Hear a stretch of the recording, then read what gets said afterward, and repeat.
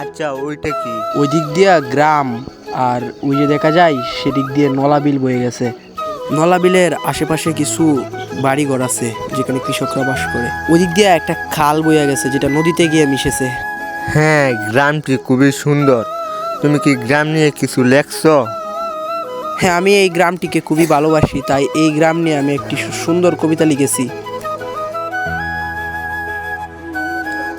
আমার কবিতার নাম আমার গ্রাম। এই গা আমার, এই গা তোমার, এই আমাদের দন, দূরে গেলেও গায়ের সাথে আটকে থাকে মন। এই তো হাসি, এই তো কান্না, এরই মাঝে আমি, হয়তো ভালো নয়তো খারাপ, সদা শান্তিকামী।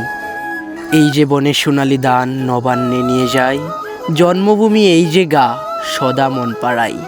পুষ্পহাসি ওই কাননে অমৃত সুগ্রাণ, ভোরের বেলা শোনা যায় অমর পাখির গান।